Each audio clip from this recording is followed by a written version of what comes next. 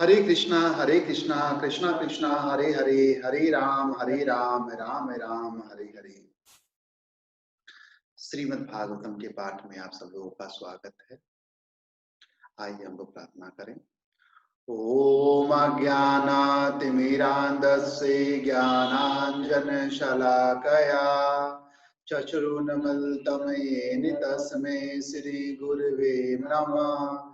श्रीचैतन्यमनोभीष्टं स्थापितं येन भूतले स्वं रूपं कदा मह्यं ददाति स्वपदान्तिकम्। वन्देऽहं श्रीगुरु श्रीयुतपदकमलं श्रीगुरून् वैष्णवाचं श्रीरूपं साग्रजातं स्वगं रघुनाथान्वितं तं सजीवं साद्वैतं सावधूतं परिजनसहितं कृष्णचैतन्यदेवं श्रीराधा कृष्णपादान् सहगं ललिता श्रीविशाखान्विताश्च।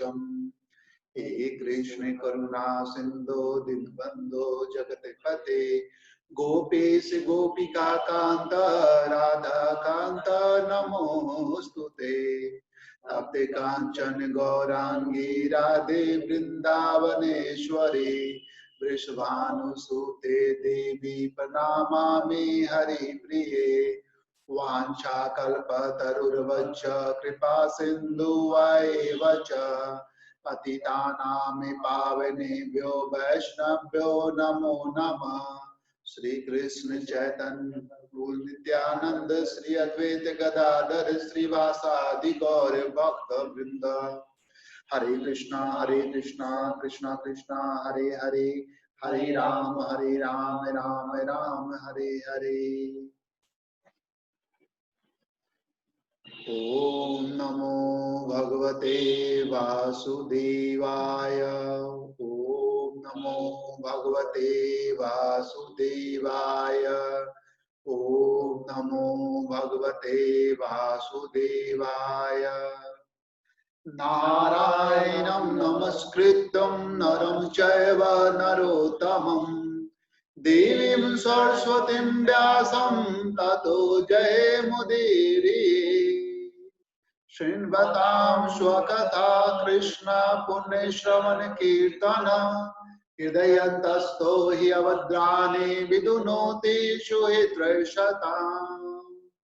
नष्टप्रायेषु अभद्रेषु नित्यं भागवत सेवया भगवते उत्तमा श्लोके भक्तिर्भक्ति नैष्ठिकी।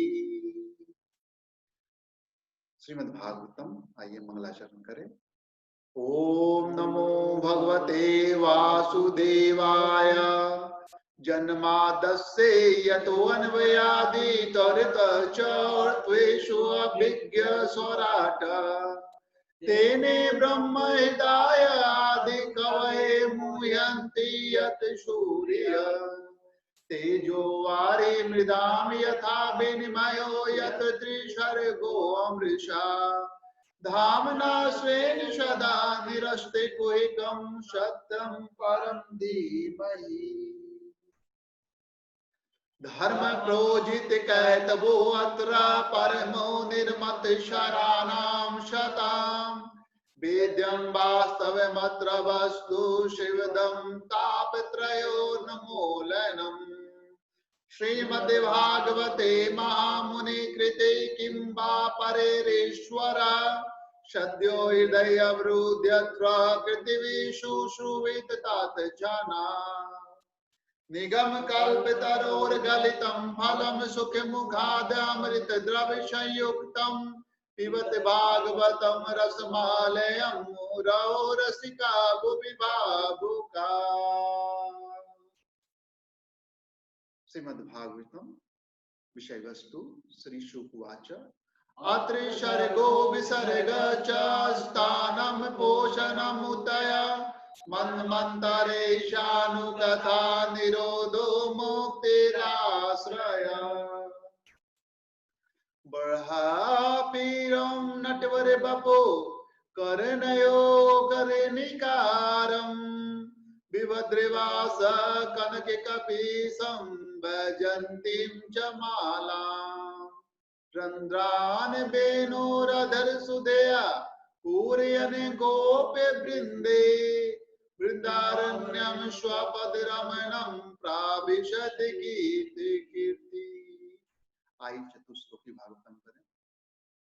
श्री भगवान उवाच ज्ञानम परम गुह्यम मे यद्वि विज्ञान समन्वितम सरसं तदज्ञम च गृहान गदितं मया यावानहं यथा भावो यद्रूप गुण कर्मक तथैव तत्व विज्ञान वस्तु ते मदनुगृहा अहमेवास्मेवाग्रे नान्यादशत शत परम पश्चादहं यदेतच्च यो वशिष्येषोऽहम् ऋते अर्थ यत् प्रत्येत न प्रत्येत चात्मनि तद्विदात्ममानो मायां यथा वासो यथा तमः यथा महान्ति भूतानि भूतेषु चावचेष्वनु प्रविष्टान प्रविष्टानि तथा तेषु न तेष्वहम् एतावदेव जिज्ञासं तद्विजिज्ञासुनात्मनः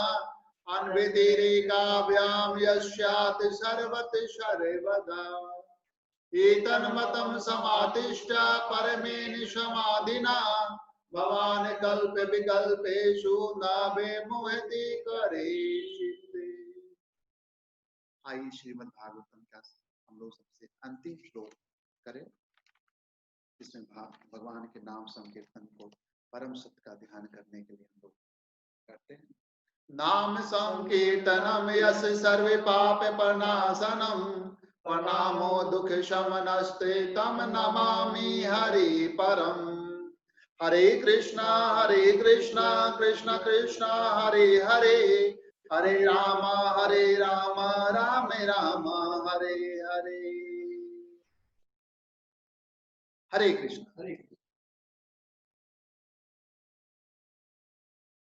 तो श्रीमद् भागवतम का प्रथम स्कंद का 19वां अध्याय हम लोग पढ़ रहे हैं। 19वें अध्याय में अभी तक हम लोगों ने 23 श्लोकों का पाठ किया और इस 23 श्लोकों में जो हम लोगों ने देखा, राजा परीक्षित है जो मरणासन मतलब मृत्यु का समय उनका नजदीक आ गया है, 7 दिन में उनकी मृत्यु होने वाली है और वो गंगा नदी के तट पर जाकर बैठ गए हैं। तो सुखदेव गोस्वामी का प्रकट होना है इसमें। तो राजा परीक्षित हैं जो जो सबसे महत्वपूर्ण जो भागवत का प्रश्न है वो अब पूछ रहे हैं। समस्त जो वहाँ पर ऋषि उपलब्ध मौजूद हैं उनके सामने उन्होंने प्रश्न रख दिया है। ये प्रश्न ये है कि हमें जीवन काल में हर मनुष्य का क्या कर्तव्य है और विशेषकर मृत्यु के समय उसका विशेष कर्तव्य क्या है। इस प्रश्न को उन्होंने रखा है लोग मुनियों के सामने, ऋषियों के सामने। तो सारे लोग भागवत सुनने आए हैं और एक भगवत भक्त का दर्शन करने आए हैं। वो वहां पर रुके हुए हैं और उनका ये है कि वो तब तक रुकेंगे तब तक कि महाराज परीक्षित हैं जो इस शरीर का त्याग नहीं कर देते। तो यहाँ पर हम लोगों ने अभी तक इसका पाठ कर लिया था। 24वां श्लोक में कहते हैं राजा परीक्षित जो है कहते हैं, हे विश्वासपात ब्राह्मणों, अब मैं अपने वर्तमान कर्तव्य के विषय में पूछ रहा हूँ। अभी मेरा वर्तमान कर्तव्य अभी मेरा क्या है। कृपया पूर्ण विचार विमर्श के पश्चात मुझे सभी परिस्थितियों में हर एक के कर्तव्य के विषय में और विशेष रूप से जो तुरंत मरने वाला हो, मरणासन, उसके कर्तव्य की विषय में बतलाइए। देखिए भागवत का सबसे मुख्य जो प्रश्न जो रखा गया है प्रभुपाद जी इसके तात्पर्य में करते हैं। इस श्लोक में राजा ने विद्वान मुनियों के समक्ष 2 प्रश्न रखे हैं। पहला प्रश्न है कि सभी परिस्थितियों में हर एक का कर्तव्य क्या है। सभी परिस्थितियों में हर एक का कर्तव्य क्या है। तथा दूसरा प्रश्न है कि मरणासन व्यक्ति का विशिष्ट कर्तव्य क्या है। इन दोनों में से मरणासन व्यक्ति विषय प्रश्न सर्वाधिक महत्वपूर्ण है, क्योंकि हर व्यक्ति मर रहा व्यक्ति है, चाहे वह तुरंत मरे या 100 वर्ष बाद। आयु अवधि निरर्थक है, किंतु मरने वाला व्यक्ति का कर्तव्य अत्यंत महत्वपूर्ण है। महाराज परीक्षित ने इन दोनों प्रश्नों को सुखदेव गोस्वामी के आने पर उनके समझ भी रखा। इस तरह से संपूर्ण श्रीमद् भागवत द्वितीय स्कंद से लेकर 12वें स्कंद तक इन्हीं दोनों प्रश्नों से संबंधित है। मतलब पहला प्रश्न है सभी परिस्थितियों में हर एक का कर्तव्य क्या है, और दूसरा है कि मरणासन व्यक्ति का विशिष्ट कर्तव्य क्या है। और यहां से दूसरे स्कंद से जो शुरू होगा 12वां स्कंद तक, जो इन्हीं दो प्रश्नों का वो बताया जाएगा, उत्तर दिया जाएगा। इनसे जो निष्कर्ष निकला है वह यह कि भगवान श्री कृष्ण की भक्तिमय सेवा ही जीवन में हर एक का अस्थायी कर्तव्य है। भगवान श्री कृष्ण की भक्तिमय सेवा, प्रेममय सेवा ही जीवन में हर एक का स्थान का अस्थायी कर्तव्य है। इसलिए हम लोगों ने अपना जो इंस्टीट्यूशन है डिवाइन लव, भगवान का दिव्यमय प्रेम रखा है। हम लोग की प्रेरणा, भागवत हम लोग की प्रेरणा है, जिसकी पुष्टि स्वयं भगवान ने भगवत गीता के अंतिम अंशों में भी की है कि हर भगवान के श्री कृष्ण की भक्तिमय सेवा ही जीवन का एक अस्थायी कर्तव्य है। महाराज परीक्षित पहले से इस तथ्य से अवगत थे, लेकिन वे चाहते थे कि समागत महर्षिगण इस विषय में अपना निर्णय एक स्वर से दे, जिससे वे किसी मतभेद के बिना अपने कर्तव्य सुनिश्चित कर सके। देखिए, भगवत भक्ति पे 99वां रेजोल्यूशन पास किया जा रहा है। ठीक है, हम जानते हैं कि भगवान की सेवा ही अस्थायी कर्तव्य है, लेकिन हम सारे भक्तों को, सारे जो विद्वान जन हैं, उनसे हम उन पर चाहते हैं कि वो अपना निर्णय सुनाएं इसके बारे में और एक स्वर में दे। उन्होंने शुद्ध शब्द का विशेष उल्लेख किया है। दिव्य अनुभूति या आत्म साक्षात्कार के लिए विभिन्न दार्शनिकों ने अनेक विधियां बताई है। इनमें से कुछ प्रथम कोटि की है, कुछ द्वितीय कोटि की और कुछ तृतीय कोटि की है। सर्वोत्तम विधि में अपेक्षा की गई है कि मनुष्य अन्य सारी विधियों को त्याग कर भगवान के चरण कमलों की शरण ग्रहण करे और इस तरह संपूर्ण पापों एवं उनके फलों से बच जाए। हरे कृष्णा कृष्णा कृष्णा हरे हरे, हरे राम राम राम हरे हरे। बोलिए प्रभुपाद जी महाराज की जय हो।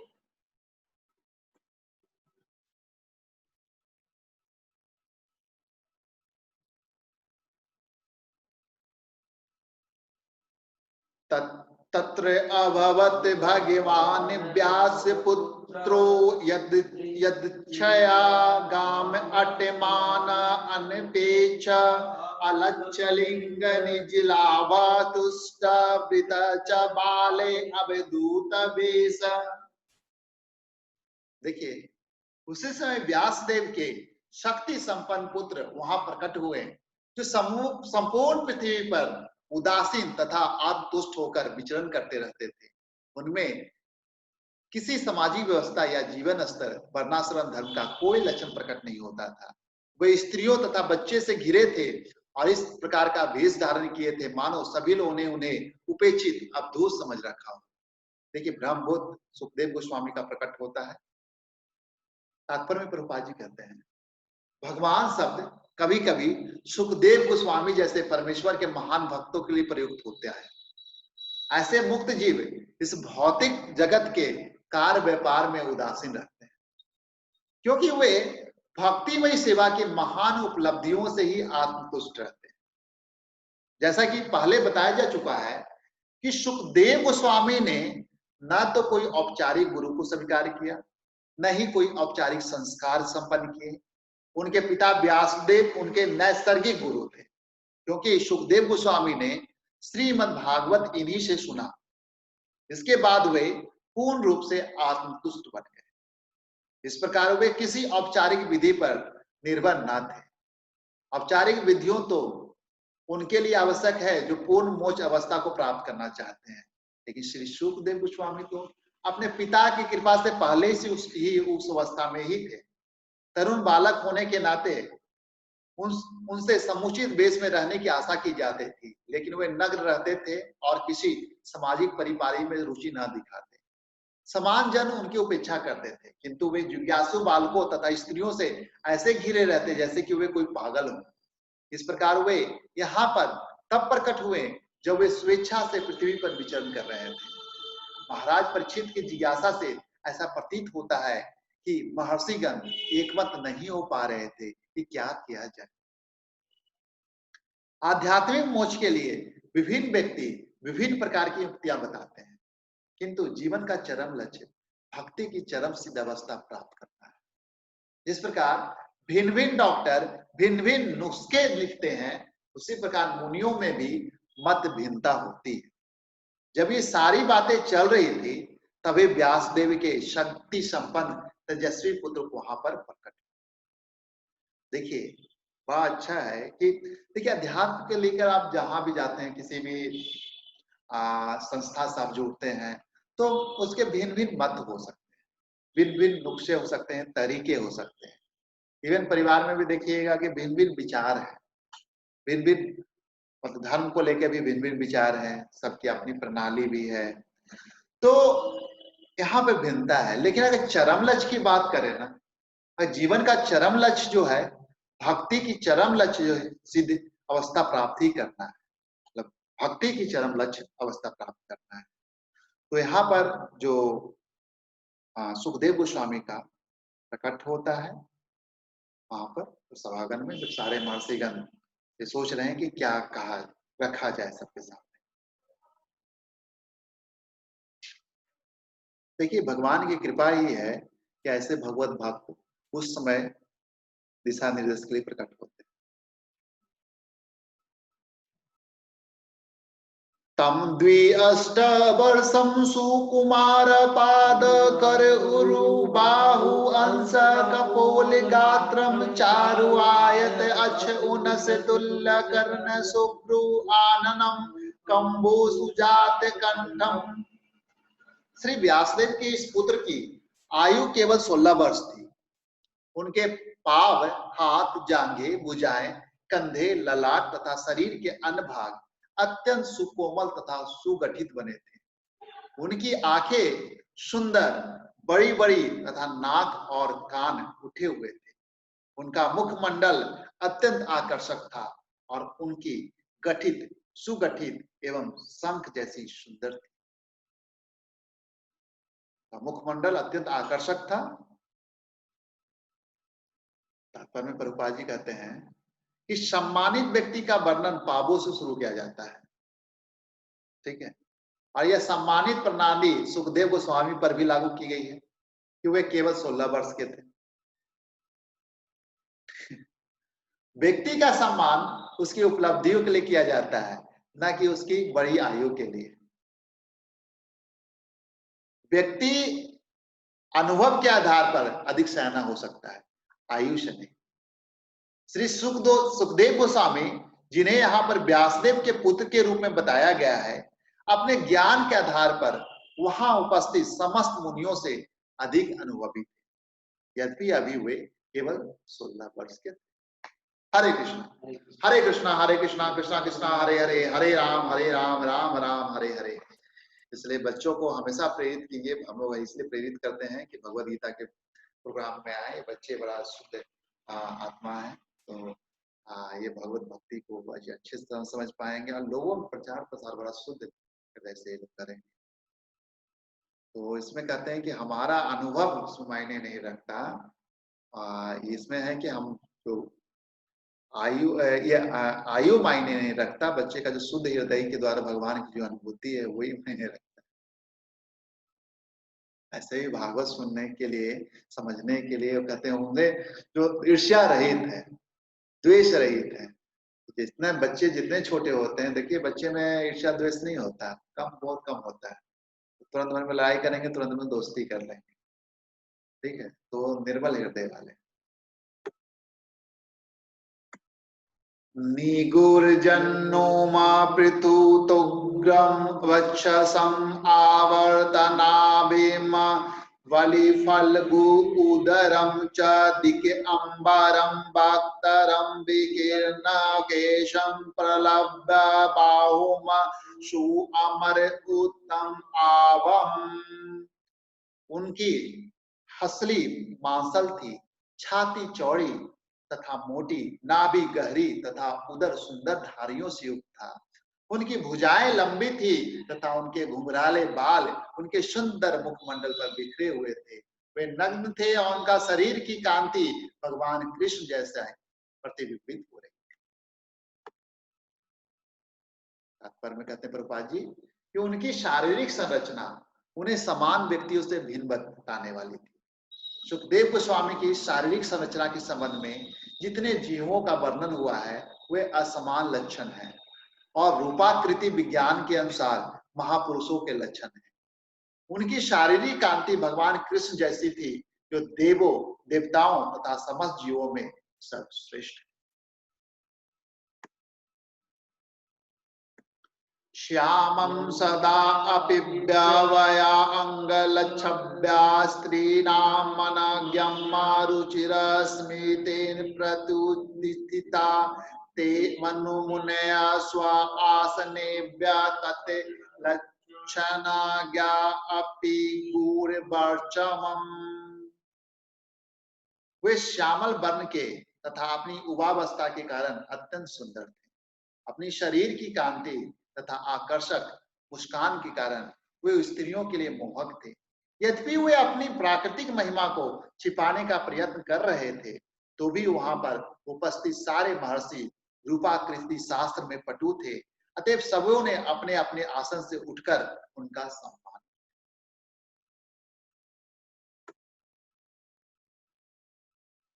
स विष्णुरात अतिथेय आगताय तस्मे सर्पायाम शीर्षा आजहार तथा निवृता ही अबुधा स्त्रिय अर्वका महाआसने स उपविवेश पूजित। महाराज परीक्षित, जिन्हें विष्णु रात अर्थात सदैव विष्णु द्वारा रक्षित के नाम से भी जाना जाता है, उन्होंने मुख्य अतिथि सुखदेव गोस्वामी का स्वागत करने के लिए अपना मस्तक झुकाया। उस समय सारी अल्पज्ञ स्त्रियां तथा बालकों ने श्री सुखदेव गोस्वामी का पीछा करना छोड़ दिया। सबों ने से सम्मान प्राप्त करके सुखदेव गोस्वामी अपने श्रेष्ठ आसन पर विराजमान।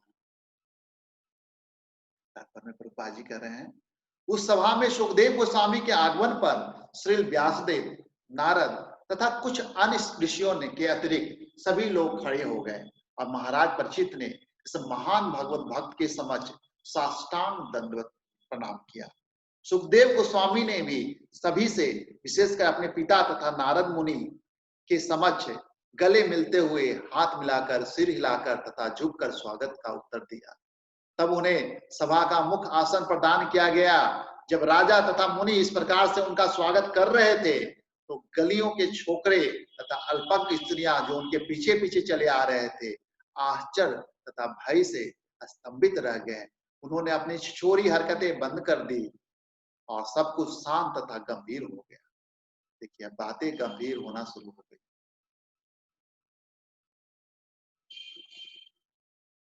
संवृतं तत्र महान महिषायं ब्रह्मर्षि राजर्षि देवर्षि संगे विरोचत अलम भगवान यथा इंदुग्ररिच्छ तारा निकरे परित।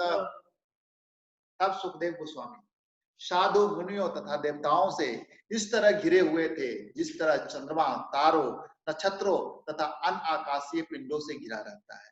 उनकी उपस्थिति अत्यंत भव्य थी और वे सबों द्वारा सम्मानित हुए।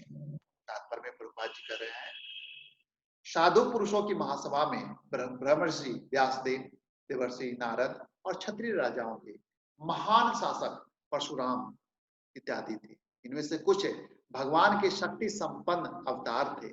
सुखदेव गोस्वामी न तो ब्रह्म ऋषि थे, न राजर्षि या देवर्षि, न ही वे नारद, व्यास या परशुराम के समान कोई अवतार थे। फिर भी उनका जो स्वागत किया गया वह उनसे बढ़कर था। इसका अर्थ यह हुआ कि संसार में भगवान की अपेक्षा भगवान के भक्त का अधिक सम्मान होता है। अतः सुखदेव गोस्वामी जैसे भक्त की महत्ता को कभी कम करके नहीं आंकना चाहिए। हरे कृष्णा कृष्णा कृष्णा हरे हरे, हरे राम राम राम हरे हरे। बोलिए सुखदेव महाराज की जय हो।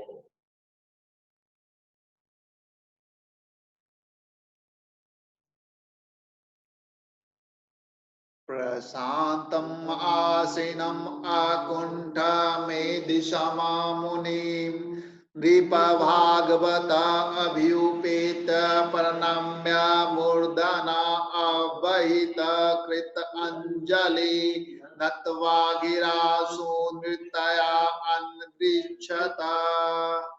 तब प्रखर मुनि श्री सुखदेव गोस्वामी पूर्ण शांत भाव से बैठ गए। वे किसी भी प्रश्न का निसंकोच होकर बुद्धिमत्ता से उत्तर देने के लिए तैयार थे। अब महान भक्त महाराज परीक्षित उनके पास पहुंचे और उन्होंने उनके समक्ष सिर झुकाकर प्रणाम किया और हाथ जोड़कर मधुर वाणी से विनीत होकर पूछा। देखिए कैसे एक भागवत भक्त जिज्ञासाएं उनके जो भगवान के लिए हैं, कितनी विनम्रता होती है उनके अंदर। महाराज परीक्षित द्वारा गुरु से प्रश्न की जो मुद्रा अपनाई गई वह शास्त्र के आदेशों के सर्वथा उपयुक्त है। शास्त्रीय आदेश यह है कि दिव्य विज्ञान समझने के लिए मनुष्य को चाहिए कि गुरु के पास विनीत होकर जाए। महाराज परीक्षित अब मृत्यु को प्राप्त होने के लिए उद्यत थे और 7 दिनों की अल्प अवधि के पश्चात वे भगवत धाम में प्रवेश करने की विधि जानने वाले थे। ऐसे महत्वपूर्ण मामलों में मनुष्य को गुरु के पास पहुंचना पड़ता है। कहां पहुंचना पड़ता है? गुरु के पास पहुंचना पड़ता है। जब तक जीवन की समस्याओं का हल खोजने की आवश्यकता न हो तब तक गुरु के पास जाने की आवश्यकता नहीं होती है। जिसे गुरु के समझ प्रश्न पूछने की समझ न हो उसे गुरु के पास नहीं जाना चाहिए। गुरु की सारी योग्यताएं सुखदेव गोस्वामी में पूर्ण रूप से प्रकट थी। गुरु तथा शिष्य अर्थात श्री सुखदेव एवं महाराज परीक्षित दोनों ने श्रीमद् भागवत के माध्यम से पूर्णता प्राप्त की।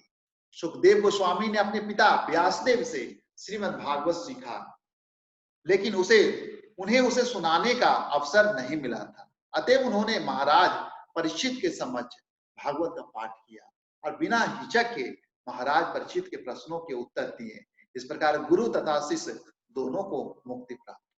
हरे कृष्णा कृष्णा कृष्णा हरे हरे, हरे राम राम राम हरे हरे। बोलिए श्री प्रभुपाद जी महाराज की जय हो, सुखदेव गोस्वामी की जय हो, राजा परीक्षित की जय हो।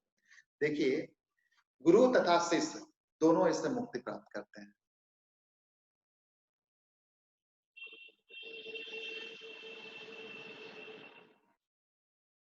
परीक्षित उवाच अहो अद्य वयं ब्रह्मणा सतसेव्या क्षत्रिय बंधव कृपया अतिथि रूपेण भवद्वि तीर्थका कृता।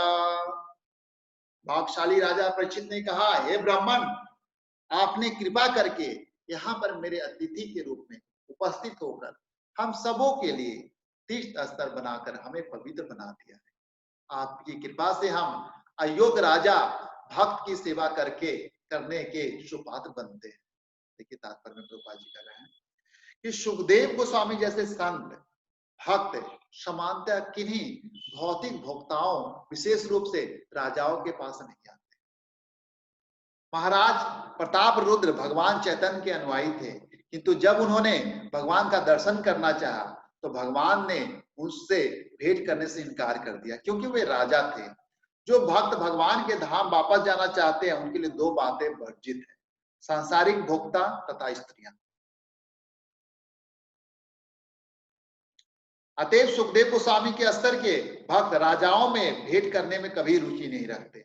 निसंदेह महाराज परीक्षित की बात दूसरी थी, वे राजा होते हुए भी महान भक्त थे।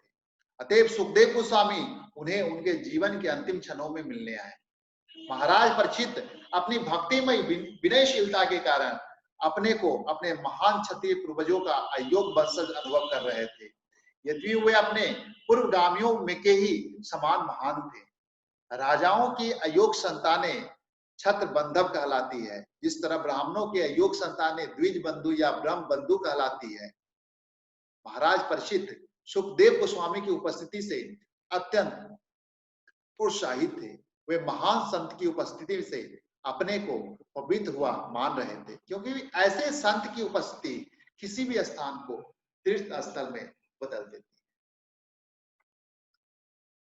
ईशाम स्मरणात् पुंसाम सद्यम शुद्ध्यन्ति वैग्रहा कीमा दर्शन स्पर्श पाद शौच आसन आदि भी। कहते आपके स्मरण मात्र से हमारे घर तुरंत पवित्र हो जाते हैं, तो आपको देखने, स्पर्श करने, आपके पवित्र चरणों को धोने तथा अपने घर में आपको आसन प्रदान करने के विषय में तो कहना ही क्या। पवित्र तीर्थ स्थानों का महत्व बड़े बड़े मुनियों तथा संतों की उपस्थिति के कारण है। कहा जाता है कि पापी लोग पवित्र स्थानों में जाते हैं और अपने पापों को वहां छोड़ आते हैं, जिससे वे वहां संचित हो। लेकिन बड़े बड़े संतों की उपस्थिति से वह स्थान संचित पापों के सदूषण से मुक्त हो जाते हैं, और इस तरह वहां पर उपस्थित भक्तों तथा संतों की कृपा से वे पवित्र स्थान पवित्र बने रहते हैं। यदि ऐसे संत सांसारिक लोगों के घरों में प्रकट हों तो निश्चय ही सांसारिक भोक्ताओं के संचित पाप समित हो जाते हैं। अतएव पवित्र संतों का गृहस्थों से कोई स्वार्थ नहीं रखता। उनका एकमात्र उद्देश्य गृहस्थों के घरों को पवित्र बनाना है। अतएव जब ऐसे संत महात्मा द्वार पर आए तो गृहस्थों को उनका कृतज्ञ होना चाहिए। जो गृहस्थ ऐसे पवित्र आदेशों का निराधार करता है वह महान अपराधी है। अतएव ऐसा आदेश है कि उसे गृहस्थ संत को देखकर सिर नहीं, ऐसा आदेश गृहस्थ संत को देखकर सिर नहीं झुकाता, उसे अपने महान अपराध को निष्प्रभावित करने के लिए उस दिन उपवास करना चाहिए। ऐसी प्रथा है। तो कैसे स्वागत करना चाहिए संतों का, यहाँ पर यह वर्णन हुआ। और हम लोग कल जो है इसमें बाकी के श्लोक हम लोग देखेंगे, और इस अध्याय को खत्म करते हुए हम लोग सारे लोगों का प्रश्न लेंगे। ठीक है, इसमें जो पहला स्कंद में जो भी प्रश्न है आपके, वो अपने कमेंट्स बॉक्स में डाल दीजिए या व्हाट्सएप कर दीजिए, सो डेट हम लोग इस पहले स्कंद से जो भी संबंधित प्रश्न है उसको हम लोग पहले अभी ले लें। तो कल हम लोग का ये सेशन जो है 10 से 15 मिनट का भागवत चलेगा, और उसके बाद लगभग 20-25 मिनट का हमारा प्रश्नोत्तर सेशन होगा। उसके बाद हम लोग कल प्रथम स्कंद का हम लोग समापन करेंगे।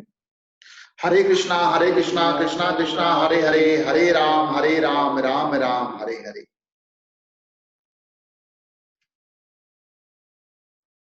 आइए हम संकीर्तन कर लें। श्री कृष्ण संकीर्तन की परम विजय हो। हरे कृष्णा कृष्णा कृष्णा हरे हरे, हरे राम राम राम हरे हरे। चेतो दर्पण मार्जनम भव महादावाग्नि निर्वापनम, श्रेय करव चंद्रिका वितरणम विद्यावधु जीवनम, आनंदाम्बुधिवर्धनम प्रतिपदम पूर्णामृत स्वादनम, सर्वात्मसंपन्नम परम विजयते श्री कृष्ण संकीर्तनम।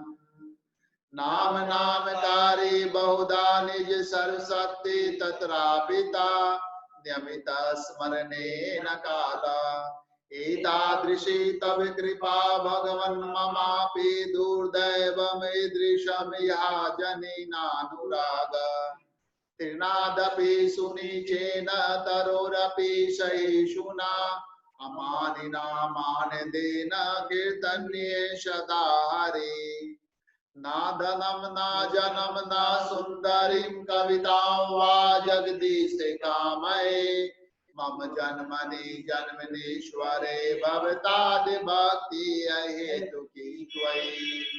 अयि नन्द तनुज किंकरं पतितं मा विस्मे भवाम्बुधो, कृपया तब पाद पंकजम स्थित धूलि सदृश विचिंतया नैनम गलदश्रुधारया बदनम गदगद हृदया गिरा पुलकैर्निशितं वपु कदा तव नाम ग्रहणे भविष्यति युगायितं निमेषेण चक्षुषा प्रवासायितं शून्यायितं जगत् सर्वे गोविंद बिरेन मे आश्लिष्यवापादरतां पिनष्टु माम दर्शनां मर्महतां करोति वा यथा तथा वा विदधातु लम्पटो मत प्राणनाथ तु सएव न पर हरे कृष्णा कृष्णा कृष्णा हरे हरे हरे राम राम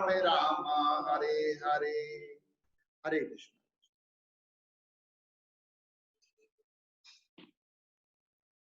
हरे कृष्णा कृष्णा कृष्णा हरे हरे राम राम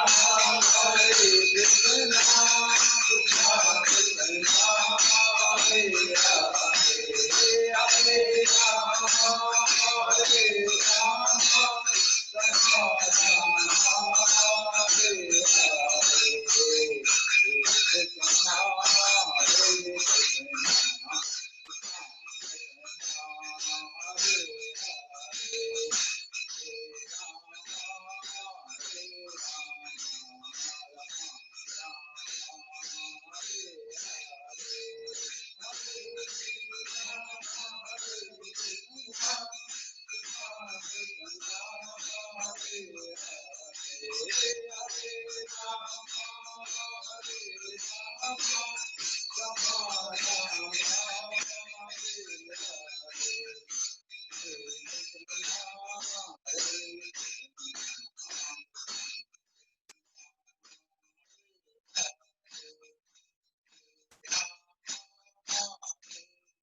हरे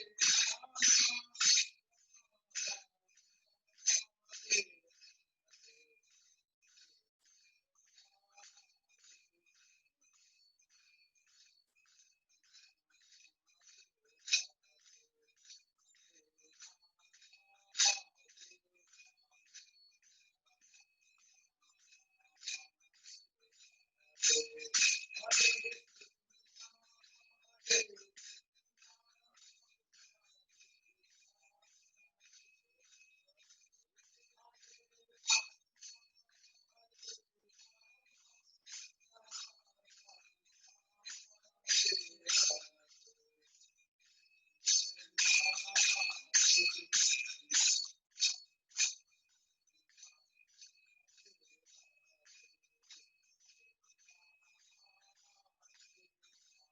कृष्णा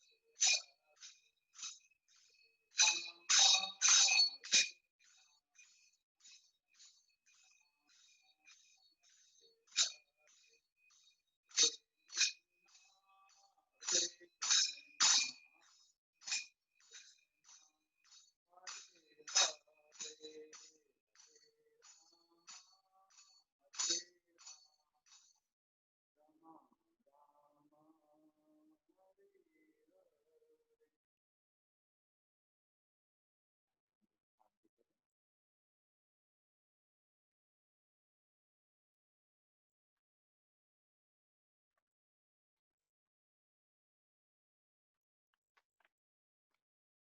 हरे कृष्णा कृष्णा कृष्णा हरे हरे हरे राम राम राम हरे हरे हरे कृष्ण। श्री भागवत भगवान की जय। को पाप से है तारती, भागवत भगवान की है आरती, पापियों को पाप से है तारती। ये अमर ग्रंथ मोक्ष अंत है पंचम वेद निराला, सब जोगी जगाने वाला। हरि नाम यदि हरि नाम यदि जय मंगल की है आरती, पापियों को पाप से है तारती। ये शांति से पावन पुण्य पापों को मिटाने वाला, हर तरफ दिखाने वाला। ये दुख करनी है दुख करनी मधुसूदन की आरती, पापियों को पाप से है तारती। ये मधुर बोल भगवान बोल सन्मार्ग दिखाने वाला, बिगड़े को बनाने वाला। श्री राम गंगा में सबकी महिमा की आरती, पापियों को पाप से है तारती। श्री भागवत भगवान की है आरती, पापियों को पाप से है तारती। श्री भागवत भगवान की है आरती, पापियों की पाप से है तारती। हरे कृष्णा कृष्णा कृष्णा हरे हरे, हरे राम राम। जल्दी करेंगे क्योंकि आज हम लोग के भगवत भक्त हैं विपिन बिहारी लाल जी और कुसुम माता जी, उनका 50वां मैरिज एनिवर्सरी शादी का सालगिरह है। तो हम लोग सारे भगवत भक्त भी वहाँ पर इकट्ठा होंगे, भक्ति करेंगे वहाँ पर। तो वहाँ पर हम लोग थोड़ा सा हम लोग ये भी देखने जा रहे हैं कि मतलब कि गृहस्थ जीवन जो सब का आधार है, जिसमें सभी लोगों का वो मतलब सारे चीजों को आधार देता है, सारे समाज को आधार देता है। कि गृहस्थ जीवन में शादी है जो एक पवित्र रिश्ता है। तो इस लक्ष्य को देखते हुए हम लोग आज के मतलब दिनों में कैसे हम आध्यात्मिकता से कैसे गृहस्थों को जोड़े और कैसे गृहस्थ जीवन सुखी हो। तो इसलिए हम लोग का प्रयास रहता है कि हर जगह हम लोग जाके मतलब ये जो सेलिब्रेशन है, जो सेलिब्रेशन में जो भगवत भक्ति है, भगवत भक्ति को आधार बनाया जाए और भगवत भक्ति के बेस पर जो सारा समाज है उसके अनुसार सेलिब्रेट करें। इसे हम लोग आशा के साथ हम लोग हर प्रोग्राम में हम लोग पार्टिसिपेट करते हैं। तो आज हम लोग के सबके तरफ से हम लोग को शुभकामनाएं हैं। उनका आगे का जो जीवन है, जो संयुक्त जीवन है, वो भगवत भक्ति की ओर लगे। आज हम लोग का प्रयास भी है और सब लोगों का इसमें सहयोग भी है। तो हम लोग जा रहे हैं भगवत भक्ति करने के लिए। हरे कृष्णा कृष्णा कृष्णा हरे हरे, हरे राम राम राम हरे हरे, हरे कृष्णा।